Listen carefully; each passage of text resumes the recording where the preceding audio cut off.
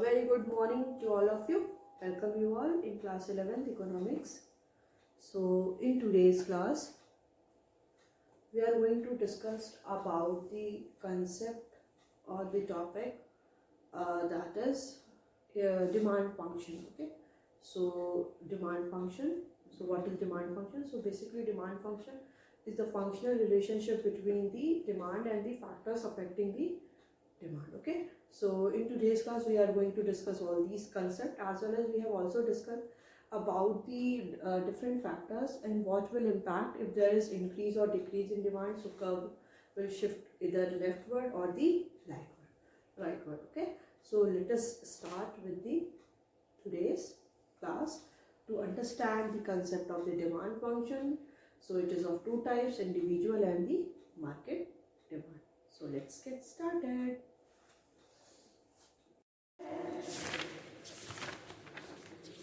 देखिए market demand function अगर जब हम पढ़ते हैं तो मार्केट डिमांड फंक्शन में क्या है, सॉरी डिमांड फंक्शन क्या होता है। डिमांड फंक्शन यही बताता है कि relationship between the price and the quantity demanded और what are the different factors affecting the demand. ये जितने भी फैक्टर्स डिमांड को अफेक्ट करते हैं उनके साथ क्या रिलेशन होता है। जैसे आपको पता है कि there are different factors affecting the demand. First क्या होता है, प्राइस ऑफ दी कमोडिटी की प्राइस हो गया। नेक्स्ट क्या हो गया, नेक्स्ट हो गया आपका income of the consumer. Next will be price of the related goods. Next है expectation about the price in future, season and climate, population etcetera. ठीक है, अब इसमें बात आती है कि demand function is of two types. Demand function क्या होता है, वो टू टाइप्स का होता है। कैसे? डिमांड फंक्शन, अगर हम लोग बात करते हैं डिमांड फंक्शन की,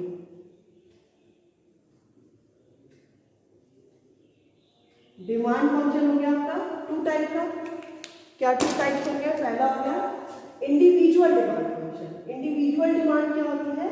जब कोई भी कमोडिटी डिमांड तो कर रही है but only by the one consumer, बस एक कंज्यूमर है वही कमोडिटी को क्या कर रहा है, डिमांड कर रहा है। So individual demand. नेक्स्ट आता है मार्केट डिमांड। मार्केट डिमांड होने का मतलब है कि डिमांड कौन कर रहा है, all the consumers who are present in the society. Consumer जितने भी, ऑल द कंज्यूमर जो भी प्रेजेंट हैं किसी भी सोसाइटी, किसी भी कंट्री में, वो सारे ही क्या कर रहे हैं, गुड्स की डिमांड कर रहे हैं।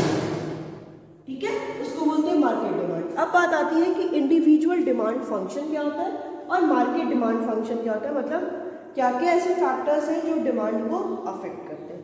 ठीक है, तो इंडिविजुअल डिमांड फंक्शन होता है आपका dx यहाँ पे क्या है, x यहाँ पे क्या है, x इज द कमोडिटी। ठीक है, x कमोडिटी है, तो dx इज द फंक्शन किसका होता है, function of price of related goods, income of the consumer y। Next होता है आपका taste and preference and expectation about the price in future. ठीक है, इंडिविजुअल डिमांड।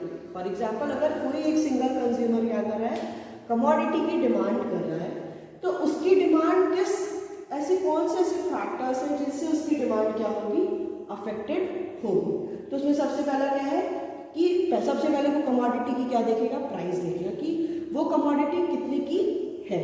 ठीक है, नेक्स्ट वो क्या देखता है, price of the related goods. For example अगर वो एक कमोडिटी को परचेज कर रहा है तो उसकी प्राइस कितनी है और उसके सब्स्टिट्यूट गुड्स की, मतलब कि अगर वो देख रहा है कि अगर दो उसके पास कमोडिटी है जिसमें सेम फीचर्स है बट ब्रांड अलग है, कुछ क्वालिटीज अलग है, तो सबसे पहले उसको ये देखेगा कि जैसे कोई भी, फॉर एग्जांपल आप समझ लीजिए कोई भी फेस वॉश हो गया या कोई भी पाउडर लेने जाता है, कोई भी टैल्कम पाउडर, तो वो क्या देखता है कि अच्छा एक कौन सकता है, निविया का है, तो सबको उसके पहले सारे फीचर्स को मैच करेगा, फिर देखेगा कि किसमें ज़्यादा हमें मिल रहा है और किसमें ज़्यादा सारे फीचर्स हैं, तो उनमें से वो एक को लेगा। तो ये क्या हो गया, सब्स्टिट्यूट गुड्स। फिर कॉम्प्लीमेंट्री, कि अगर कोई भी कुछ भी प्रोडक्ट ले रहा है तो उसके साथ जिसको यूज़ करना है उसकी भी प्राइस को देखेगा कि कहीं ऐसा तो नहीं इसको हम लोग ले तो नहीं बट उसकी प्राइस बहुत ज़्यादा हो, हम उसको यूज़ न कर पाए।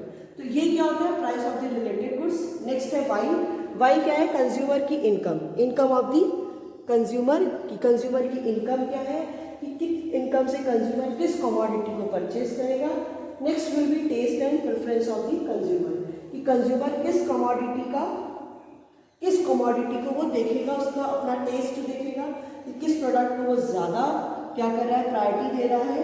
और नेक्स्ट है expectation about the price in the future, कि फ्यूचर में उसकी प्राइस, कोई भी कमोडिटी की प्राइस फ्यूचर में कितना बढ़ेगी, जितना बढ़ेगी उसके हिसाब से वो, अगर प्राइस बहुत ज़्यादा बढ़ेगी तो अभी क्या कर लेगा, उस कमोडिटी की डिमांड कर लेगा। ठीक है, ये सारी चीज़ें होती हैं इंडिविजुअल डिमांड फंक्शन में।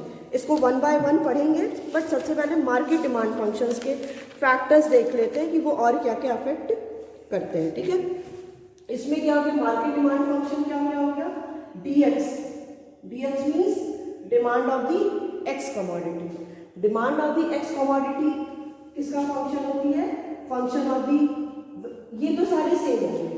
ठीक है, और इसमें क्या होंगे, ऐड हो जाएंगे।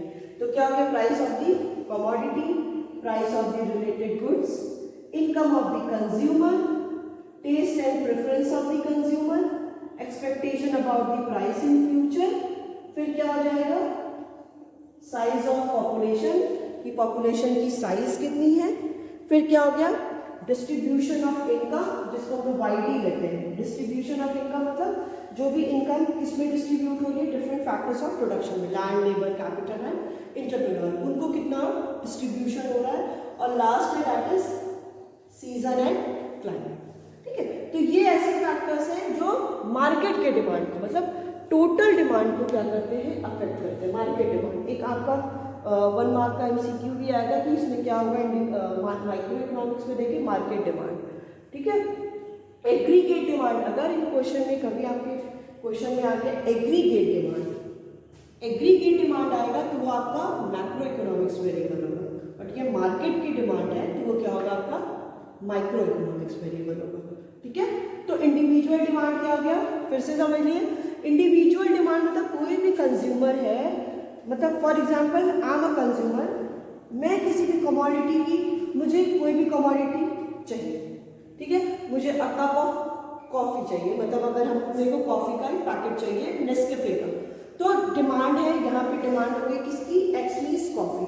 तो यहाँ पे हम सबसे पहले क्या देखेंगे, उसकी प्राइस कितनी है। ठीक है, पहले उसकी प्राइस देखेंगे। हाँ, उसकी प्राइस, तो अगर फॉर एग्जाम्पल नेस्कैफे का छोटी सी बॉटल आपकी 150 की आ गई, ठीक है, तो उसकी प्राइस देखेंगे।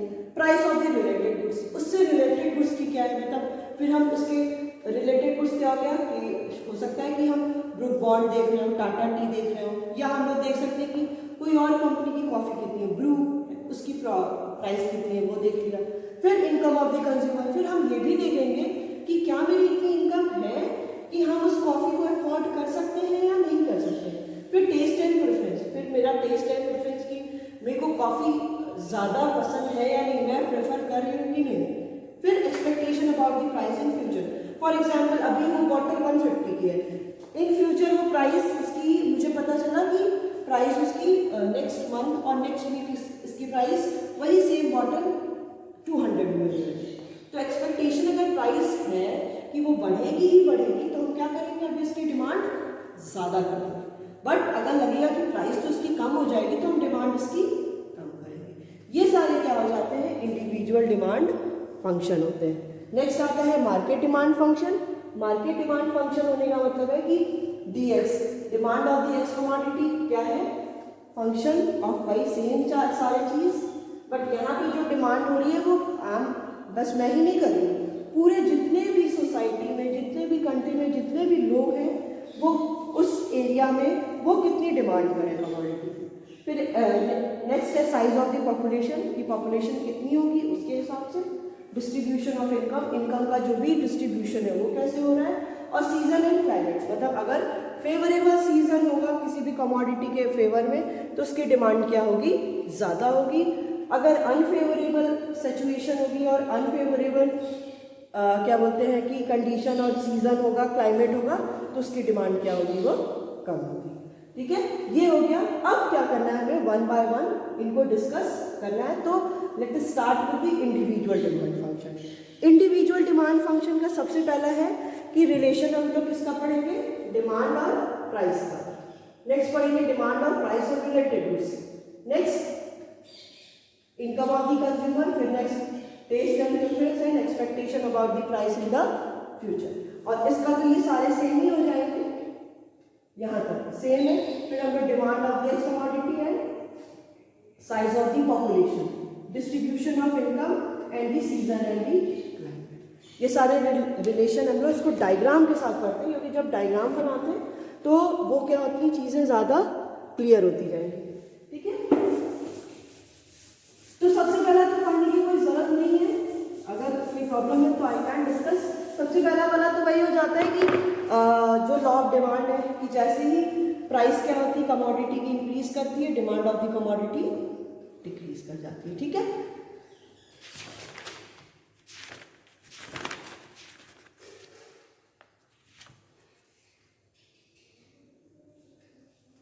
ठीक है, तो उसके लिए कुछ भी ले सकते हो आप, प्राइस ले लो, price of the commodity, demand of the commodity, price 1 2 3 4 5, price increase हो रही है, डिमांड ऑफ द कमोडिटी आप क्या कर सकते हो, डिक्रीज कर सकते हो, 50 40 30 20 और 10।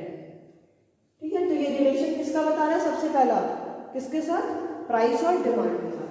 अब इसको हम लोग अगर डायग्राम में प्लॉट करेंगे तो ये क्वांटिटी डिमांडेड इधर और प्राइस इधर। Law of demand says that other things remaining the constant if the price of the commodity increases so the demand of that commodity will be decreases, and if the price of the that commodity decreases so demand of the commodity increases. ठीक है, इसीलिए यहाँ पे देखिए जब price क्या हो रही है, बढ़ रही है, कंटिन्यूसली इंक्रीज हो रही है, तो उसकी डिमांड क्या हो रही है, कम हो रही है। ठीक है, तो इसको कुछ नहीं है, क्वांटिटी डिमांडेड 10 20 30 40 एंड 50। इधर क्या क्या ले लेंगे, 1 2 3 4 एंड 5। ठीक है, 1 पे हमको कितना डिमांड हो रही है, 50, 2 पे 40, 3 पे 30, 4 पे 20 और 5 पे 10। तो जो डिमांड कर रहे हैं वो क्या हो जाएगा, डाउनवर्ड स्लोपिंग। सो यहाँ पे जो भी हम लोग ने रिलेशन देखा, effect of change in price of the commodity on it's demand curve. Effect क्या है, अगर प्राइस चेंज हो रही है तो डिमांड में कितना ज़्यादा चेंज आएगा, तो कर्व क्या हो जा रहा है, वो डाउनवर्ड स्लोपिंग हो जा रहा है। So this is the relation of the between the price and the quantity demanded. ये प्राइस और क्वांटिटी डिमांडेड के बीच का क्या है, रिलेशन। नेक्स्ट आता है that is price of the related goods. ठीक है, price of the related goods.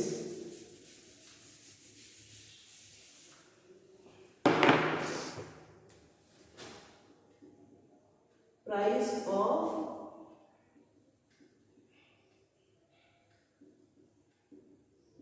so you know very well related goods is of two types। related goods क्या होते हैं, टू टाइप्स के होते हैं। सबसे पहला क्या होता है, substitute goods, substitute goods.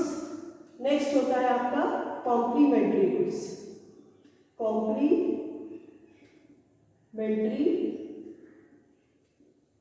Goods. ठीक है, सबसे पहले हम इन दोनों गुड्स को समझते हैं, उनका रिलेशन देखते हैं, फिर उसके बाद इसको डायग्राम पे प्रेजेंट करेंगे। ठीक है, तो रिलेटेड गुड्स मतलब एक दूसरे से जो गुड्स क्या हैं वो रिलेटेड है। ठीक है, उनके बीच का पहले रिलेशन देखते हैं। तो इसमें क्या कह रहा है कि price of the related goods में सबसे पहला हो गया आपका सब्स्टिट्यूट गुड्स। ठीक है, तो substitute goods are those goods जो क्या है, एक जगह एक से वो रिप्लेस होते हैं। मतलब कि अगर एक हम लोग क्या कर रहे हैं, एक गुड्स की डिमांड हम लोग देखते हैं और दूसरे गुड्स की प्राइस देखते हैं कि अगर price of the one good increase हो रहा है तो डिमांड उसका सब्स्टिट्यूट गुड्स में क्या होगा, मतलब जिसको हम लोग एक से रिप्लेस कर सकते हैं उसको हम लोग सिंपल टर्म्स में सब्स्टिट्यूट गुड्स कहते हैं। मतलब those goods which are replaced from other goods, किसी और गुड्स के साथ उसको हम लोग रिप्लेस कर सकते हैं, उसको बोलते हैं सब्स्टिट्यूट गुड्स। ठीक है, नेक्स्ट आता है that is complementary goods. Complementary goods are those goods which are complement to each other. मतलब कि वो गुड्स क्या होंगे, एक दूसरे के साथ ही यूज किए जाएंगे। ऐसा नहीं है कि हम पेन है, हमारे पास पेन है, ये मार्कर है, मार्कर में और इंक को हम सेपरेट कर सकते हैं। ये इंक नहीं चल पाएगा, ये मार्कर चल ही नहीं पाएगा जब तक इसमें इंक नहीं मिलेगी। तो ये इसका क्या हो गया, कॉम्प्लीमेंट्री। हाँ, इसका सब्सटीट्यूट ये हो सकता है, अगर ये रेड मार्कर है और ये अगर ये ब्लैक मार्कर और ये रेड मार्कर है तो ये इसका सब्सटीट्यूट हो सकता है कि इसके प्लेस पे हम इसको यूज करेंगे। बट कॉम्प्लीमेंट्री क्या होगा कि ये और इसका इंक, मतलब मार्कर और इंक, तो दोनों एक दूसरे के साथ। हाँ, अगर प्राइस क्या है इंक की बढ़ेगी तो ऑब्वियसली जो प्राइस इसकी है मार्कर की वो भी क्या होगी, बढ़ेगी। यही क्या हो गया, रिलेशन हो गया। बट अगर इसका क्या है, इन दोनों में हमारे अगर इसकी प्राइस बढ़ गई, फॉर एग्जाम्पल ब्लैक मार्कर की प्राइस क्या हो गई, वो बढ़ गई, तो कंज्यूमर क्या हो जाएंगे, वो रेड वाले मार्कर पे शिफ्ट हो जाएंगे। ठीक है, ये क्या हो गया, सब्सटीट्यूट, मतलब एक के प्लेस में हम लोग दूसरे को यूज कर रहे हैं। कॉम्प्लीमेंट्री क्या हो गया, जब हम इन दोनों का यूज साथ में कर रहे हैं। ठीक है, तो फॉर एग्जाम्पल आप ले लो यहाँ पे सब्सटीट्यूट एक दूसरे के साथ। अगर टी कॉफी का एग्जाम्पल लेते हैं तो अगर प्राइस ऑफ टी की प्राइस अगर बढ़ेगी तो डिमांड, प्राइस अगर टी की बढ़ गई, ठीक है, पहले प्राइस 10 थी, अब प्राइस वो उसकी 30 हो गई, तो अब हम लोग डिमांड कॉफ़ी की क्या कर देंगे, बढ़ा देंगे, क्योंकि कॉफ़ी हमको उससे कम में मिल रही है तो हम उसकी डिमांड क्या कर देंगे, बढ़ा देंगे। यही क्या होता है, एक रिलेशन होता है इसके बीच का, सब्सटीट्यूट। कॉम्प्लीमेंट्री गुड्स क्या होते हैं, वो सारे गुड्स जैसे कि इंक और मार्कर की प्राइस बढ़ गई तो इंक की भी प्राइस क्या हो जाएगी, वो, क्योंकि हम लोग को दोनों को साथ में ही यूज करना है, हम एक दूसरे से उसको रिप्लेस नहीं कर सकते हैं। इसीलिए क्या है कि इन दोनों का प्राइस, एक का प्राइस बढ़ना, दूसरे पे क्या हो रहा है, इसकी प्राइस बढ़ना, तो उसकी डिमांड में कम हो जाएगा। अगर मार्कर की प्राइस बढ़ रही है तो डिमांड क्या हो जाएगी, इनकी कम हो जाएगी। क्यों, क्योंकि अगर यही हम लोग का जैसे कार और पेट्रोल की प्राइस बढ़ती है तो डिमांड कार की कम हो जाती है, क्योंकि अगर प्राइस जैसे कॉस्टलियर होता जाएगा तो everyone is not able to afford. ठीक है, तो वो उस केस में क्या करेगा, उसको अफोर्ड नहीं कर पाएगा तो उनकी डिमांड क्या हो जाएगी, वो कम हो जाएगी। Okay, so effect of change in price of the substitute goods. ठीक है, तो इफेक्ट ये देखते हैं किसका, change in the price of substitute goods on the demand of a commodity.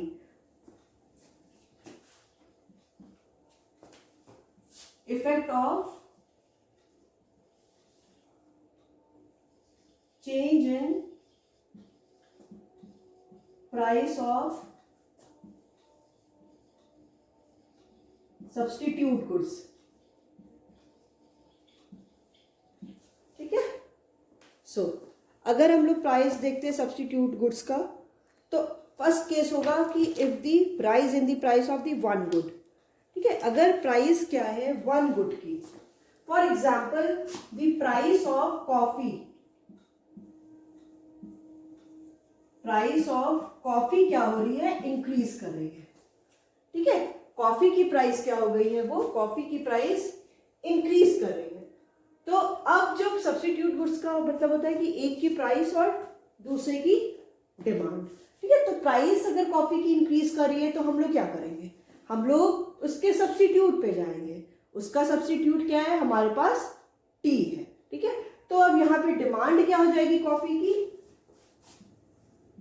demand of coffee will fall and the demand of tea will increase। समझिएगा, एकदम basic का है, छोटा सा है कि अगर प्राइस क्या है कॉफी की, मैंने बोला था कि अगर 2 एग्जाम्पल लेके चल रहे हैं हम लोग कि रेड मार्कर और दी ब्लू मार्कर, तो प्राइस अगर रेड मार्कर की क्या हो रही है, इंक्रीज कर रही है, तो डिमांड रेड मार्कर की क्या हो जाएगी, कम हो जाएगी। फिर हम लोग किस पे जाएंगे, ब्लैक मार्कर पे, तो ब्लैक मार्कर की डिमांड इंक्रीज हो जाएगी। ठीक है, वही सेम चीज है कि अगर कॉफी की प्राइस क्या हो रही है, इंक्रीज कर रही है, so demand of a coffee decrease कर जाएगी and the demand of a T will increase. ठीक है, अब इसी का हमें क्या करना है, ये it is the case of rise in the price of the goods. तो फॉर एग्जांपल यहाँ पे हम लोग क्वांटिटी डिमांडेड लेते हैं, इधर हम लोग प्राइस लेंगे, ठीक है। तो if our demand is this D and D, so demand, जब हमारी डिमांड ऑफ द टी क्या हो रही है, demand of the tea increases, so the curve will shift to the right one, D1 D1, ठीक है। यही होता है ना कि जैसे ही देखो यहाँ पे जो भी कर्व बनेगा, the curve will totally depend upon the demand of what ever the commodity, जो भी कमोडिटी की डिमांड है उसी के अकॉर्डिंग कर्व बनेगा। देखिए इसमें यही कह रहा है कि this is because as a price of coffee rises its demand falls causing the rise in the demand of the tea. So the demand curve of a tea, जो डिमांड कर्व है टी का, वो curve कहाँ से shift होगा, from D D to D1 D1, मतलब इसका movement किधर होगा, राइटवर्ड होगा, शिफ्ट होगा ये rightward from D D to D1 D1। Next इसका कंसेप्ट है कि fall in price of one good. अगर जो प्राइस की कॉफी की जो प्राइस है, ठीक है, जो प्राइस है किसकी, कॉफी की प्राइस क्या हो जा रही है, फॉल कर जा रही है। कॉफी की जो प्राइस है, ठीक है, पहले कॉफी आपको 100 रुपीज की 50 ग्राम मिल रही थी, अब जो कॉफी की प्राइस है वो 50 हो गई है 100 ग्राम की।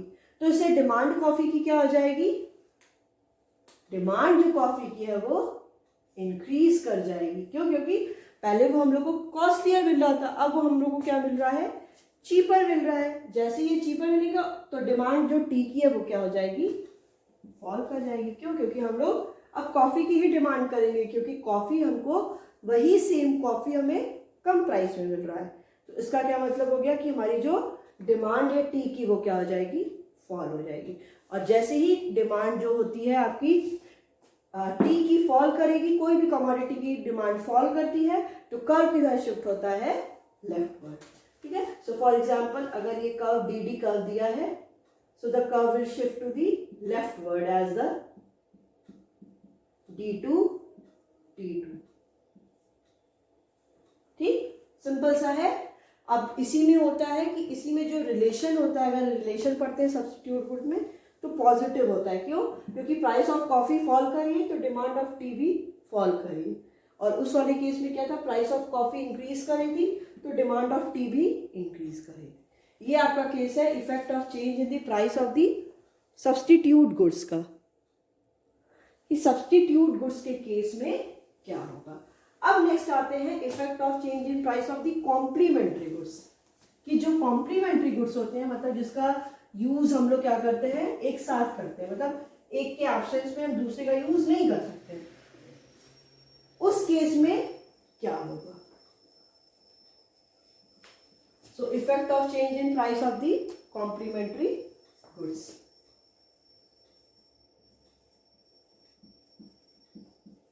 सो कॉम्प्लीमेंट्री गुड्स आपका कार एंड पेट्रोल हो सकता है, इंक हो सकती है, पेन हो सकता है, ठीक है। सो अगर हम एग्जांपल ले लेते हैं यहाँ पे कार एंड पेट्रोल का, ठीक है। So price of demand of and demand of, ठीक है। अब यहाँ पे आपके ऊपर डिपेंड करता है कि आप किसको यहाँ पे कॉम्प्लीमेंट्री गुड्स को ले रहे हो, ठीक है। तो अगर हम लोग कहते हैं कि प्राइस ऑफ अ कार की प्राइस क्या हो रही है, इंक्रीज कर रही है, ठीक है। जो कार पहले 5 लाख की मिल रही थी, अब वही सेम कार 6 लाख की मिल रही है, तो डिमांड ऑफ दी कार क्या होगी, कार की डिमांड क्या हो जाएगी, कार की डिमांड ऑब्वियसली क्या हो जाएगी, कम हो जाएगी। और डिमांड ऑफ दी, नेक्स्ट हम यहाँ पे इसका कॉम्प्लीमेंट्री गुड्स पढ़ेंगे, that is demand of petrol. So petrol की डिमांड भी यहाँ पे क्या हो जाएगी, कम हो जाएगी। क्यों, क्योंकि जब कार की प्राइस बढ़ गई, कार की प्राइस बढ़ते ही कार की डिमांड कम हो गई, और जैसे ही कार की डिमांड कम हो गई तो पेट्रोल की भी डिमांड क्या हो जाएगी, वो ऑटोमेटिकली कम हो जाएगी। इसीलिए जो डिमांड है पेट्रोल की वो क्या हो जाएगा, कम हो जाएगा, ठीक है। और जैसे ही देखिए मैंने बोला था कि जब भी कर्व हम लोग बनाएंगे तो इसका बनाएंगे, डिमांड ऑफ पेट्रोल मतलब कॉम्प्लीमेंट्री गुड्स का, ठीक है। तो यहाँ पे हो गया क्वांटिटी डिमांडेड, यहाँ पे हो गया price. So this is your D D. और डिमांड पेट्रोल की क्या हो रही है, कम हो रही है। जैसे ही डिमांड कम होती है curve will shift to the leftward as D1 and D1, ठीक है। नेक्स्ट अगर हम लोग देखते हैं कि if the price of the car falls, अगर प्राइस क्या है कार की फॉल कर जा रही है, ठीक है। कार हमारे मार्केट में जो कार थी उसकी प्राइस कम हो जा रही है। So demand of the car की डिमांड क्या हो जाएगी, इंक्रीज कर जाएगी। कार की डिमांड इंक्रीज कर जाएगी ना, पहले जो कार हमें 4 लाख की मिली थी, अब हमें 3 लाख की कार मिल रही है, तो उसकी डिमांड इंक्रीज हो जाएगी। तो जैसे ही डिमांड कार की इंक्रीज होगी तो अब कार क्या आपका पानी से तो चलेगा नहीं, कार चलेगा किससे, पेट्रोल और डीजल से, तो डिमांड जो पेट्रोल की वो भी इंक्रीज हो जाएगी। अब जैसे ही डिमांड पेट्रोल की इंक्रीज हो रही है, so curve will shift to the rightward as D2 D2. So this is the case of the effect of change in the price of the complementary goods की effect क्या होगा जब change in price of the complementary goods का।